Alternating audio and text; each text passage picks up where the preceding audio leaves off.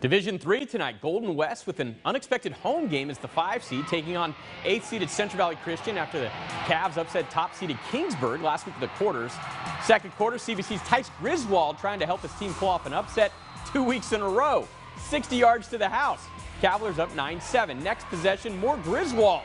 Gets a big gain after making defenders miss. And look, he's still running.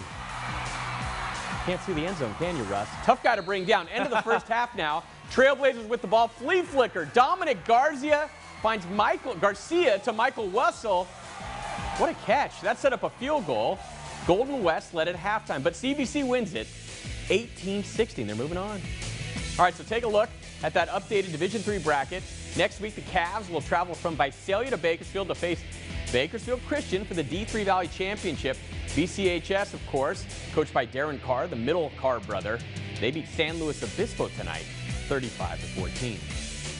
Meantime, we had a heavyweight showdown, Andrew, and one Division 4 semifinal tonight. We sure did, Scott. Porterville at Washington Union, the 4th-seeded Panthers, have outscored their first 2 playoff opponents 105-6. Oof. I'm guessing they wouldn't do that tonight to a team that only has 1 loss. Battle of the Panthers in Easton.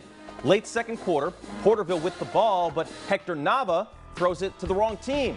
Darius McCray plays for Washington Union. He goes the other way for the pick 6. Panthers would get a 2-point conversion. They led 20-13 at halftime. The Washington Union Panthers, to be specific. Opening kickoff of the second half, scary moment here. Torrey Horton for Washington Union goes down right at midfield.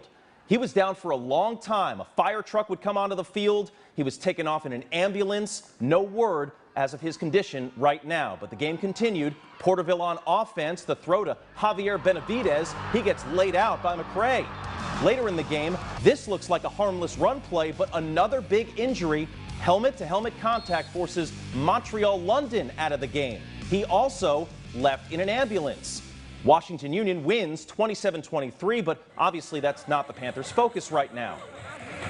The other semifinal in Division 4, Selma against Kennedy. The Bears using Sangers Field this week, and Tom Flores Stadium was just as good to them as Reedley High's Sal Gonzalez Field. First quarter, 2nd and long for Selma. No problem, Joey Ramirez to Aaron Blancas. That's a 47-yard touchdown. Bears offense was rolling.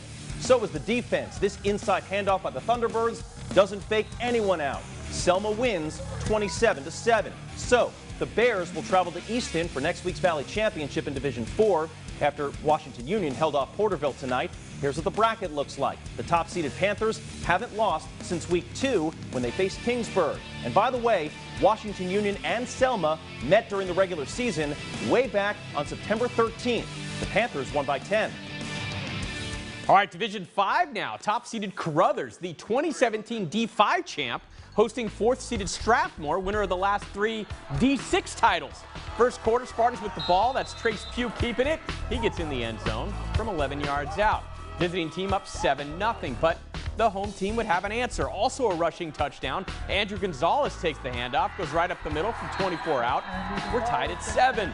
All right, second quarter now, same score. Carruthers on the goal line. They just pounded on you. The handoff goes to Bobby Staley. Blue Raiders take the lead, and they go on to win this game. 37-28 over a tough Strathmore squad. So next week, the D5 Valley Championship will be in Carruthers. And the Blue Raiders will host Dos Palos after the Broncos won at Yosemite tonight in a minor upset. 46-21 the final score in that one. DP now 12-1 this season. Its only loss to Washington Union.